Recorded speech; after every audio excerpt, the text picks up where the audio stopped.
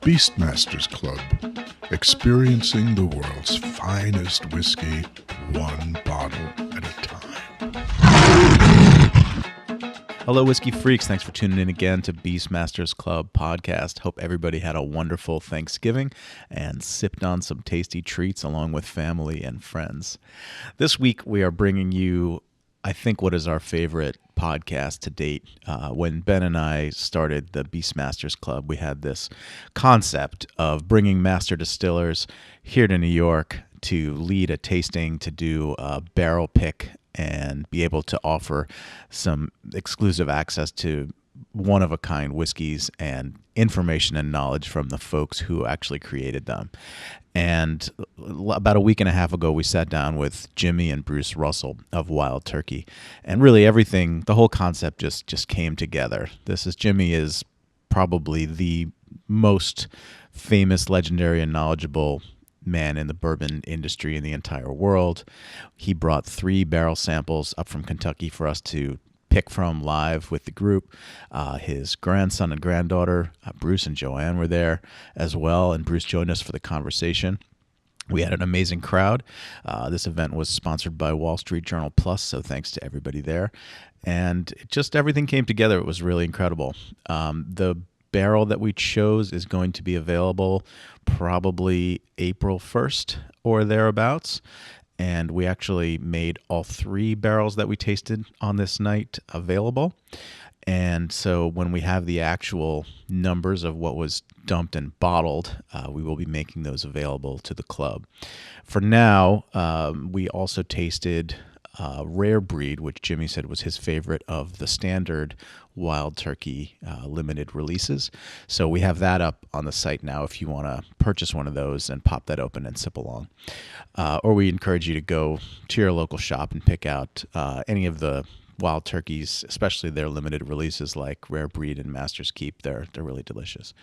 But anyway, I hope you enjoyed. I hope this is as much fun to listen to as it was to make. This was really an honor for us to do, and just such a good time hanging out with these guys. So without further ado, here is our live event with Jimmy and Bruce Russell. Cheers. The Beastmasters Club is now in session. I'm Steve Zeller. This is gentleman across the end is Ben. We run the Beastmasters Club, so thanks for coming tonight. And we're thrilled to have Jimmy and Bruce Russell here from Wild Turkey, our honored guests. I'm just going to tell you a little bit about our club and what we do. So Ben and I bought our first barrel of whiskey about 3 or 4 years ago now, and we sort of discovered that barrel picking is the way you want to be drinking. It's just the way to do it, and it's something that you don't get to do if you're not kind of in the whiskey industry or a gentleman like this, a distiller. But when you buy whiskey off the shelf, what you're getting is a blend of dozens or hundreds of barrels so that you get a consistent product, like if you go buy a bottle of Wild Turkey, which is great. But when you get to taste individual barrels, it's really special, and each one is very different. And you get to hang out with guys like this and have them tell you about it. We just had a great time doing it, and we wanted to kind of share that experience. So our club does this about once a month. We bring real experts from the industry. They bring some of their amazing product, and we get to share with you the experience of doing this. So tonight we're gonna pick from 3 barrels that these gentlemen brought up from Kentucky. You guys have 1, 2, 3 on the left there of your placemat, and you have a little ballot card and a pencil, hopefully. So we're going to talk through these whiskeys. We're going to learn about Wild Turkey, and we're going to pick one of these. So your mission is to pick a barrel. The good news is you have probably the best guide in the world right here. So if anybody doesn't know who Jimmy Russell is, he's kind of a legend in the whiskey world, been at Wild Turkey for over 60 years in the Bourbon Hall of Fame. Most importantly, he made this stuff that's in front of you tonight, so he's the right guy to tell us about it. And his grandson Bruce is here. Thanks, guys, for coming so much. Really appreciate it. Yeah, we really appreciate it. It's a huge honor and pleasure for us to be able to bring you here to do this for these folks. So how are you guys doing? Doing fine. How y'all doing? Yeah. We're doing very well. So you're in town for the big whiskey fest this week? I'm here. We're here for the big whiskey fest they have in New York every year. Tomorrow night. It's one of the oldest ones. Been going on. The original one. What? 20 years. 20 years. Is that? Is this the anniversary? 20th anniversary. I'm not that old. No. This was started as a whiskey fest. New York what'd you say, 20 years ago? 20 years. We have somebody from Whiskey. And Avenue. then Chicago later on, and now they have 4 of them. They have one in San Francisco, and they started one 2 years ago in Washington, D.C. And you'll have all the whiskey people from the world in here tomorrow night, today and tomorrow night at the Whiskey Fest. Scotch, Irish, Canadian whiskey, Japanese whiskey, any kind of brown goods you can think of, they'll be here. But you get to go in, you can taste anybody's bourbon or whiskeys you want to. You have plenty of food, eats, and everything. And if you're able to, you can crawl out at night. But what they won't be doing there is picking a barrel. They will not be of Russell picking No, barrels. So they this won't is, be special. picking any barrels. No, this is something we started. Well, actually, the first 2 single barrels on the market was us and Blanton's back in the late 80s, early 90s. Now everybody has them, but at picking a single barrel, what we like for people to do is come to the distillery, go in one of the storage buildings. We have different flavors. Each barrel has a little different taste because of the way the tree grows in the woods. The formula is the same. All of them was made the same farm, same percentage of corn, rye, and barley malt. But the way a white oak grows in the woods has effect on the taste. And when you're selecting one barrel, you get different tastes. Now, like our 101, we're bottling 12 to 1,400 barrels in a batch, so we don't have to worry. We can make sure they all taste the same. Now, when we're selecting single barrels, we're selecting for the general public. We're looking for something that we think everybody likes taste. Now, here, what we're about to do tonight, you know your customers know who's going to be drinking it, whether they like it more spicy, less spicy, not as spicy. So this is what you're looking for tonight when you're selecting this barrel. But say when we're selecting for, sometimes we might go through 70 to 80 barrels to find 10 or 15 we think taste identical when we bought it ourselves. But this way you all get to select what you want. Say we've been doing this now for a long time. You got the 4th generation of the Russell family here. Joanne's over here, our granddaughter. Hey, Joanne. You know, Bruce. They're the 4th generation at the Wild Turkey Distillery. They're actually the 5th generation in the bourbon business. Their grandfather was in the bourbon business, but he didn't work at the Wild Turkey Distillery.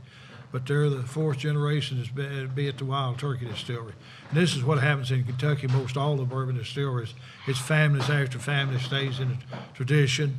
And the thing I enjoy so much about making bourbon in Kentucky, we're all close friends. And any one of them gets in trouble, they'll do anything they can to help them out. But back to the single barrels, some of you have been there, come to the storage building.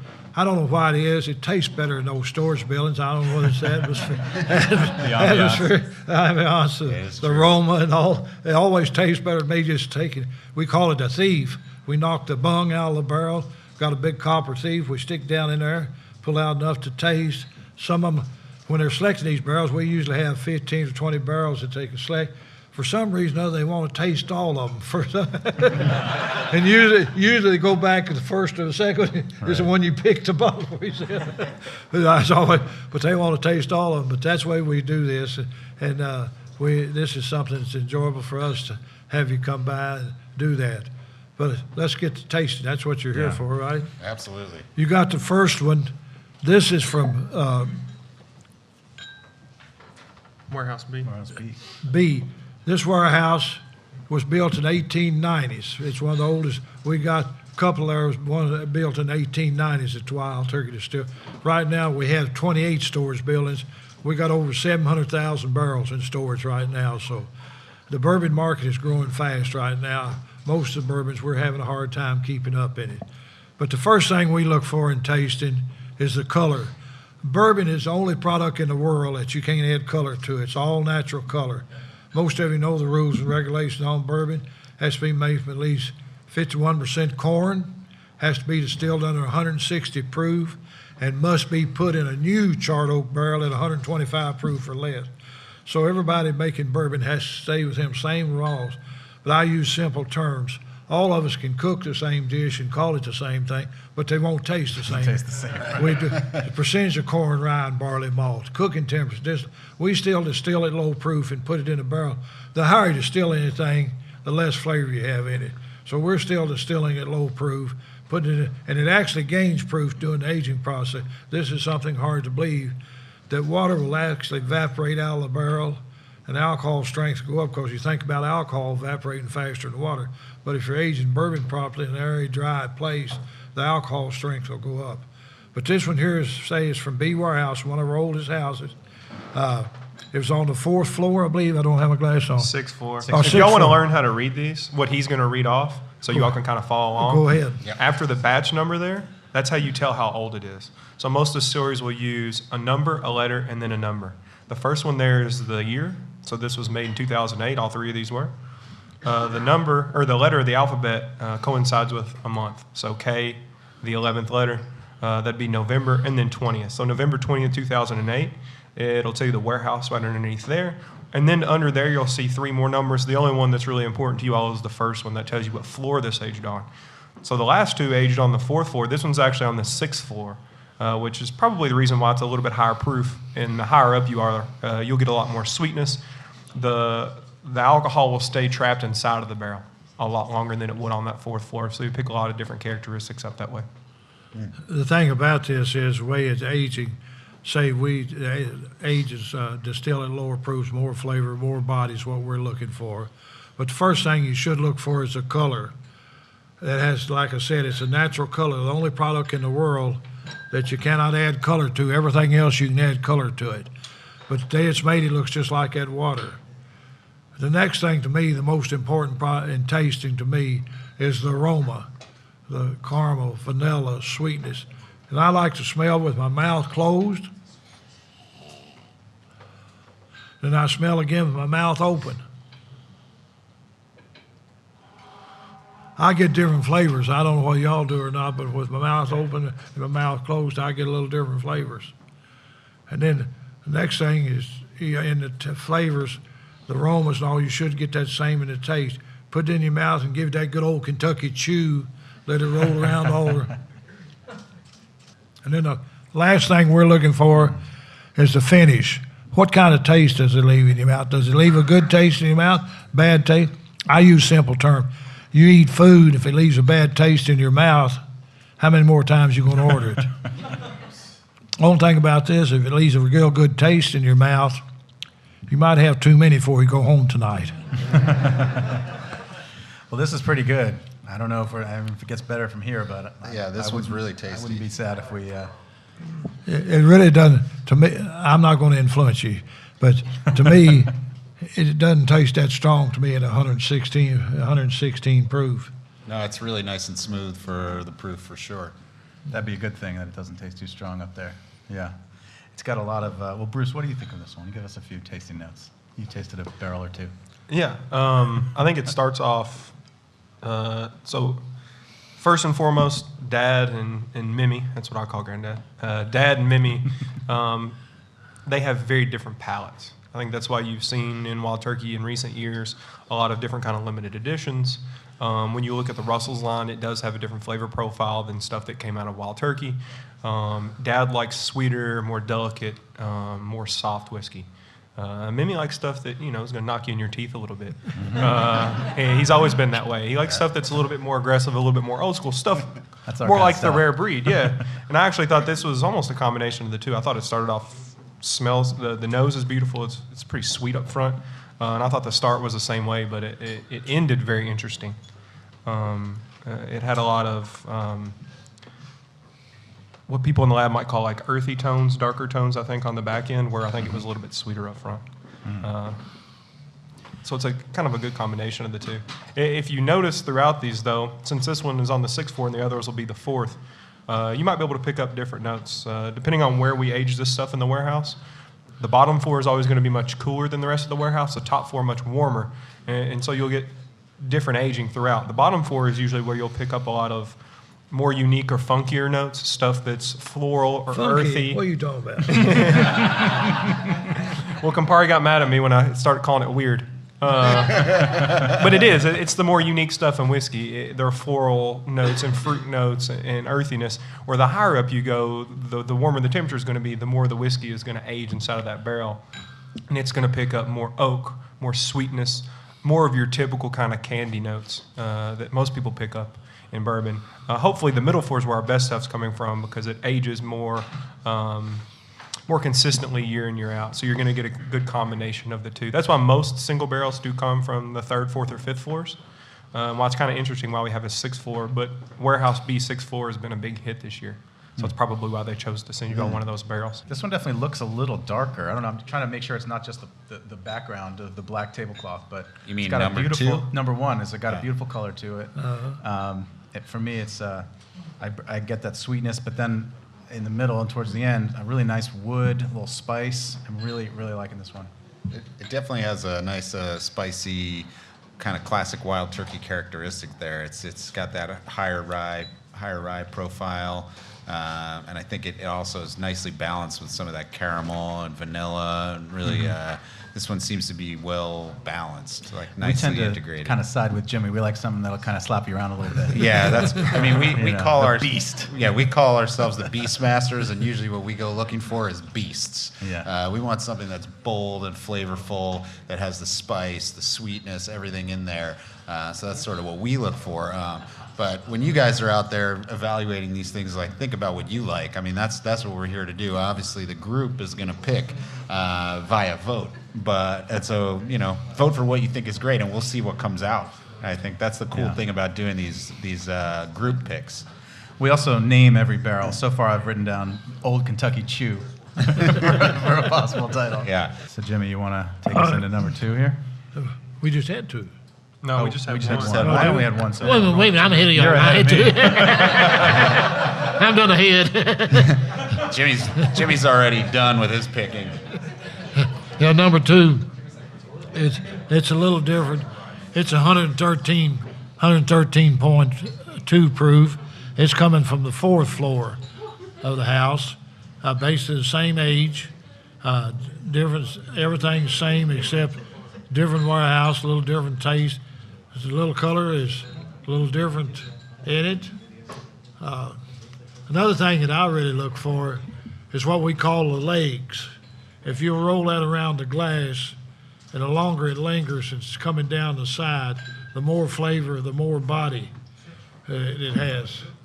The longer it lingers, coming down. See, it's still running down the side of that glass right now on mine.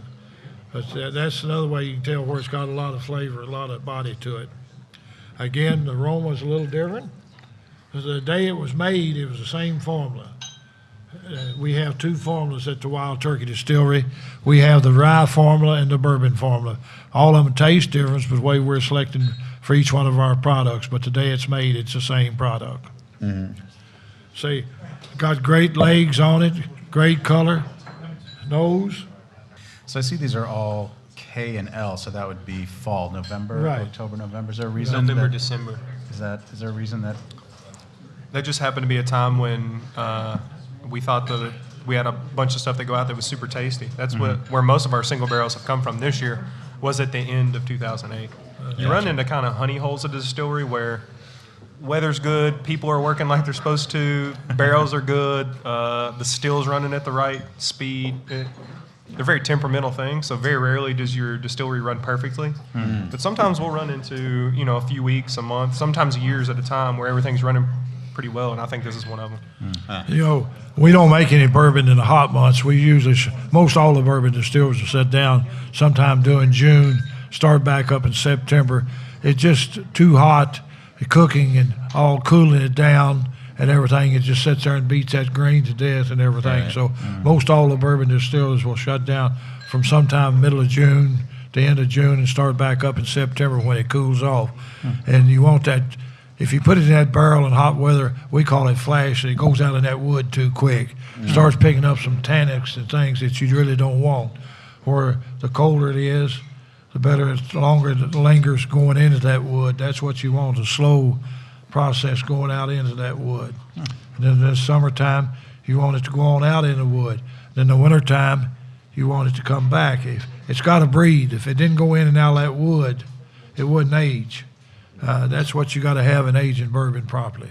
Well, it's exactly what I was talking about. These first 2 are so different, right? The first one's real punchy and rich, and this one's way more mellow, all right? Very smooth, way more mellow, a little more of the honey kind of flavors, maybe a little flowers in there. What did you guys think of number 2? One thing about bourbon, it's a good friendly conversation because when you sit down, I didn't hear hardly anybody talking. Now after two, everybody, and the time we get to third, I don't know who's listening. Everybody's talking. Yeah, absolutely. Does it matter how long since the corn was harvested? And what else besides corn mixed up together? We have corn, rye, and barley malt. What we use. Most all the bourbons are corn, rye, and barley malt. It's a few uses corn, wheat, and barley malt. We have high standards set on all of our grains. We don't use any GMO grains. You know what I'm talking about, GMO. One thing about making bourbon, if we took it from a farmer every year, it could be up and down, just like making wine. When you make wine, when the grapes gets ripe, you got to make wine. So you have ups and downs. But in grain, they can store them for 2 or 3 years. So ours has to meet a certain standard, or we don't accept it. We don't use any GMO grains. Has to meet a certain size kernel, no damaged, cracked kernels. And ours cannot be treated with chemicals in the silo. And they know if they load haul to us, we inspect it, we sample it. If it doesn't meet our standards, they're going to get. Basically, our corn is basically the same standard if you went to the store and bought cornmeal. And our rye is the same way. We use number 2 thin plump rye. And we use 6-row barley for our malting process. We use number 4 char. That's the heaviest char that you use on barrels and aging. So we use the number 4 char. That means that barrel stays burn about a 1/4 inch deep. And you're caramelizing the sugars and the vanillas and all. As that barrel breathes in and out, that's where you pick up that color. The only thing about it, we have a lot of windows in our storage buildings. We open the windows in the summertime. We want an airy, dry place. We lose about 1/3 of it in 8 years of aging. If we kept those windows closed, we wouldn't lose near that much, but we'd change the taste of the products. So it's a lot of little things like that. I can't prove to you chemistry, scientific, or anything like that, but you just have to be there and working on it day in and day out, hands-on, to see how things change and how it works out. So when you guys are looking at these barrels over time, after things go in the barrel and you go in and kind of are you doing periodic checks, and are you then tracking these barrels into sort of different paths that they might end up, and how does that whole process Well, work? say we check the grain, we check the fermenters every day. We're checking how many of you had new products straight off the still, like moonshine? What's moonshine made from? Sugar. Do you make it? Nope, but I know. No, everybody says corn. It's sugar. They buy sugar and make. See, we're converting starches out of corn and rye with barley malt. It's converting all the starches into fermentable sugars, and we make our own yeast. We have our own yeast culture, and all I can tell you about the yeast, I know it's 63 years old. It was there, and I got there. Where is some of it, Bruce? In your refrigerator. Just in case our parent company screws it up. Yeah, well, there you go. I mean, that's got to be one key part of the formula, right? That you're using the same yeast that's basically been reproducing from the same strain for a long time, right? Yeah, that was his first job at the distillery, was actually taking care of the yeast in the lab. He's very particular about it, as he is with most things. Most people, not all people, but most people in Kentucky have their own quote-unquote proprietary yeast. I'm sure there was a lot of trade and stuff back in the day that he won't want to talk about, but I think ours gives us a certain almost cleanness off the still. It's very grain forward. It's pretty easy to drink. I don't think it tastes as good as it does when it's sitting in the barrel for a while, but it also gives us a little bit of that. I mean, what you referred to earlier is the typical Wild Turkey kind of kick, that rye spice, that little punch on the mid palate that he loves, and I think our yeast is a huge part of that. We heard you were a rye fan, Bruce. I'm a rye fan more so than a bourbon fan. Yeah. Us too. Yeah. Yeah, we're big rye. We've been needling these guys to bring up rye. I wouldn't say that out loud if I was you. He doesn't like you anymore. We'd heard from Eddie that Jimmy just doesn't want to even look at rye. No, he told me he knows what it's supposed to taste like. He just doesn't like the way it tastes. And our bourbon's high rye content. Here 7 or 8 years ago, us and Jim Beam were producing a little rye. Rye's made such a big jump in the last 7 or 8 years. In 2009, it was 88,000 9-liter cases of rye sold in the United States. Last year, I think it was over 500,000 sold. Most of it's coming from one place. A lot of people think but it's all coming from one place. We just can't get. We're just going to do a single barrel rye program. Y'all been interested in that? Mm-hmm. We get 2 years ago. We thought we could do a single barrel rye program where you come pick a rye. We can't catch up. Y'all keep drinking faster than we can make it. We could just do one. We'll just take one. It's fine. Just let us come in. No one else needs one. Maybe, It's all maybe right. you can get Bruce. Bruce got a specialty. I think he's got head of rye that he's always sampling. I don't imagine there's much left in it yet, so is it? No, it started off, it was about 35 gallons. I think there's about 15 left. I think we I were think we took responsible a little for out of that when we were down there. Yeah, that's what I That's the heard. reason I said that. They was into it, too. Yeah, it's good stuff. Yeah, All right. absolutely. I think we make the best rye whiskey out there. I know we're not going to be trying any of it tonight, but if you get a chance, there's some at the bar, and we make what's called a Kentucky-style rye. So I don't know if it's because there was so much corn in Kentucky, or if the people back in the day that started to make this stuff had the same thoughts on rye that Mimi does, and they didn't like it. But our rye is as far the other way as what was the typical in the original rye. So a lot of rye today is made with very high rye content. Most of your ryes on the back bar have one recipe. It's 95% rye and 5% malt. Nothing wrong with that. Some of that stuff is fantastic. But we do a Kentucky style. So if you like us or Jim Beam or Heaven Hill, so like Rittenhouse Road, Overhaul, or Sazerac or Woodford, we're usually much lower in rye percentage. So instead of 95, we're closer to 50 to 60%. The rest of that's going to be made up with corn.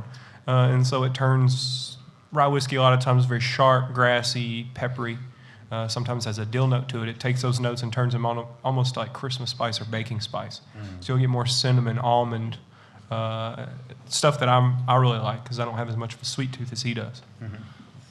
So what are you guys thinking about number 2? Are we done? I know my pony on this one. You're much more partial to 1, I'm sure, I Steve. thought I put him 1, 3, 2, and 1 was. I fell in love with 1 right out of the gate. I don't know what you guys think about. If you guys want to do a vote.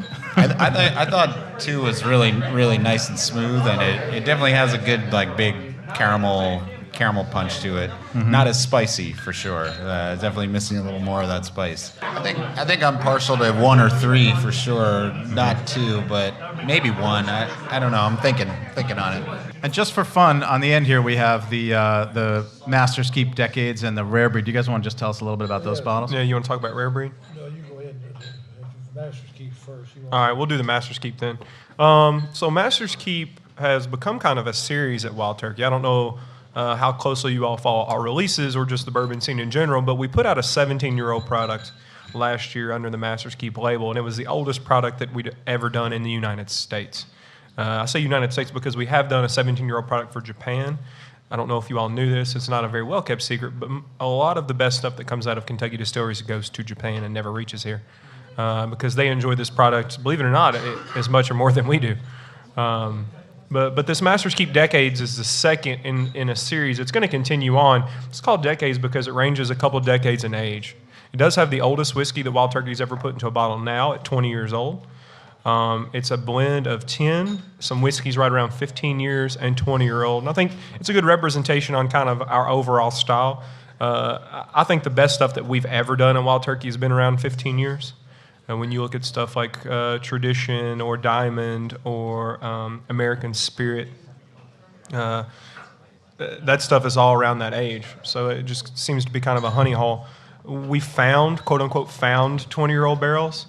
And we found them. We knew they existed, but they really didn't taste very good at 16 or 18. We taste the barrels every 2 years at Wild Turkey. So we tasted them again, and it turned out a few of them were pretty good. Most of them still weren't. And so we mingled some of that 20-year-old in there. But Mimi does not like old whiskey. If you've ever heard him on the road, a lot of times he'll talk about, I like 6 to 13-year-old whiskey. And then people will raise their hand and ask about, well, your son put out that 17-year-old, and he'll look at him and say, I didn't stutter. I like 6, to 13-year-old whiskey. And so I think that the 10 is kind of an homage to him. Dad, a lot of times, Dad's no dummy, so he doesn't want to tell him right away what it is. He'll try to come up with one of these limited editions. He'll stick it on Mimi's desk, and what do you think about that? And usually he gets one of 2 answers. It's okay, which means that's as good as you're going to get from him, or it's too old. He knew this one was going to be a too old. So it's mostly that 15-year-old stuff with a little bit of 20 and just a little bit of 10 to kind of brighten it up. It's 104 proof, and it's non-chill filtered, which I think is very important. It's something that we're going to go mainly towards, all our whiskeys being non-chill filtered. If you didn't know, most American whiskeys are actually sent through freezing temperatures before they're filtered. And everybody was young enough that they bought something cheap and stuck it in their freezer at one time, right? So we all know that alcohol doesn't completely freeze. But things inside of the alcohol will. And that's some of the best stuff in whiskey, mainly fat. But it's fat, proteins, and acids. And what's the yummiest thing in the world? Fat. Yeah. My grandma cooks almost everything. She cooks with Crisco. It's amazing. Butter Used to be lard. Yeah. Butter is a condiment. It's what you put on the stuff you've already made with lard or Crisco. And we feel the same way about our whiskey. If you retain all that fat, you retain a lot more flavor, a lot more mouthfeel. So you probably noticed those 3 single barrels that you all got to pick out. They're very, he called, Kentucky Chew. They're chewy, they're thick on the palate, they're silky, and that's because they're non-chill filtered. The barrel that you all will get is also, but that's also the way we've made this Master's Keep decades. I just think it makes for a much better product. We really like whiskeys that have that nice viscous mouthfeel, that oiliness. Like it really makes a huge difference. It's hard sometimes to get Scotch people into bourbon, especially beginners bourbons, like 80 proofs and whatnot, because most of those are chill filtered. And Scotch found out a long time before we did to non-chill filter their products. So a similar proofed product will be much thicker. It just feels thin in their mouth. It does, yeah. It's kind of a big turn off. But that's why he's always liked, barrel proofs, stuff like Rare Breed or stuff like these Russell single barrels or the limited editions, because it has a much better mouthfeel, and that's a huge part of flavor.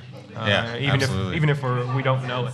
Yeah, the texture really influences what you think of the taste, for sure. Absolutely. And like how it coats your tongue and how you absorb the flavors. So I think you'll notice it starts off pretty sweet, pretty typical to a Wild Turkey whiskey, but that back end, I think, is where it really kind of opens up. There's a lot of oak. It's a lot more complex than I think a lot of our releases due to that 20-year-old that we added there at the end. You want to tell us about the Rare Breed as well? The Rare Breed. I'll let him do it. He's Mr. Rare Breed.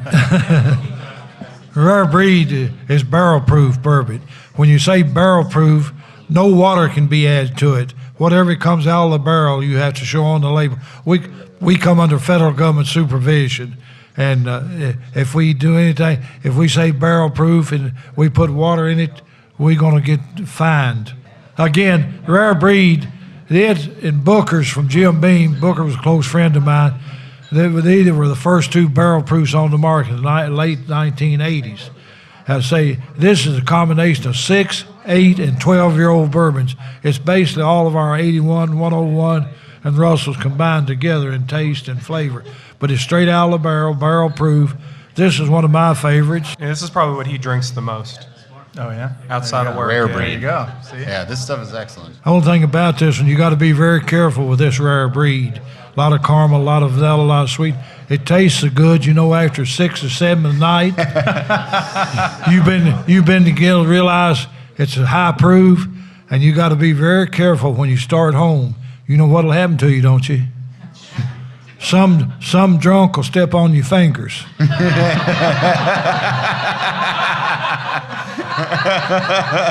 I told you I have a lot of fun. All right, we'll see if anyone's crawling home tonight. But Yeah. I'll ask a kind of corny question, but you're here drinking your own whiskey with your grandson. You got 3 generations there. I'm having fun. What do you guys think? I always have fun. You wouldn't be in the business. I'm in my 64th year now making Wild Turkey Bourbon, and I can honestly say this. I've never worked a day in my life.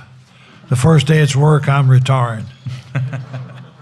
What other better job you can have? Go and work and drink all day. What do you think, Bruce? And then go home at night and have a drink, because most of Kentucky's still in Prohibition. We can't have, our hometown doesn't have any bars or anything. And most of Kentucky's that way. We've always had liquor stores where we go and buy it at the store and take it home and drink it in our own homes, but no bars. He's not retiring anytime soon. I get that sense, yeah. Me and him are waiting for Dad to retire. Yeah. I think Eddie was saying the same thing. He's going to be gone before either of you guys. Oh, yeah. Any other questions or comments? Do you ever put like a drop or 2 of water in the bourbon? Because I was told that helps bring out the vanilla flavors and some of the flavors in it. You're a Scotch drinker. No, the Scotch people tells you have to put drop water in it to open up the flavors. Did y'all, when you walked in the room here tonight, did you smell that aroma? Bourbon will open its own flavors up just as soon as y'all, when you was pouring it, it opens its flavors up. But Scotch people tell you have to put water in it to open up. I have a lot of fun with them. We're all close friends. And bourbon people puts ice in their bourbon. You never put ice in Scotch. It's not good for you. I said, you tell me to put water in it to open up the flavors, don't you? Oh, yes, you got to. I said, where does the ice come from? We actually find that drinking cast strength bourbon, we find more flavor than when it's been watered. So Absolutely. The more water you add, the more, how would they want me to put this in marketing terms? Uniqueness you can hide. So that's why most of your young, quote-unquote, baseline whiskeys are 80 proof, because the more water you add to that alcohol, the less impurities, the less kind of faults you can hide in that product. That's why most young stuff is not at barrel proof, because you're going to pick up all the things that make a young whiskey maybe not as good as an 8, 10, or 12-year-old whiskey. We've been trying to hide Ben's uniqueness for some time. They keep me in a tank full of water when I'm not here talking to you guys. You're talking about water. In the hot weather, I like 1 cube of ice. I tell them I have a favorite cocktail. I take a cube of ice and flavor it with bourbon. That's a cocktail. But if I'm out traveling in hot weather, the first thing I do is taste the water wherever I am. If the water's not good, I'm not going to put any ice in my bourbon because it'll throw it away off. Especially at Panhandle of Florida. Anybody been to Panhandle of Florida? Yep. Rotten eggs. Hard water. Sulfur. Yeah, sulfur water. But say, I'm going to taste the water before I put a cube of ice in my bourbon. Sure. Well, Ben, I can't take the suspense. Do we have a vote Yeah, here? I think we've got a tally. Do I have all the ballots? Are there Anybody any not voted outstanding ballots? I think we're All good. right, so Pour number 3. yeah, so it seems like the winner is number 1 with 14 votes. All right. Jimmy just told me he liked number 2 the best. Jimmy. So if you had said that, so when I spoiled everybody's votes by telling them what I liked. If you had spoken up, then maybe they would have picked number 2. But you probably wanted to bring that one home with you, so you know. Yeah, you can hang on to number 2. Well, well, we hope you guys enjoy the barrel. You'll be able to get it. I think it's a really cool thing to be a part of. Hopefully you'll be able to grab 1 or 2 and have a keepsake of the evening. You need one to open and one to keep on the shelf. Yeah, or in Jeff's case, 18. Yeah. So some of our members tend to stock up, but yeah, we always like to get one to drink and one to hold on to, maybe as How many a little bit of whiskeys have you collectible. kept to collect, Mimi? How many whiskeys do you have on your shelf that you collected, that you don't drink? I thought it was made to drink, not to hold on to. Yeah. Well, when you have 50 warehouses full of it, it's a whole different thing.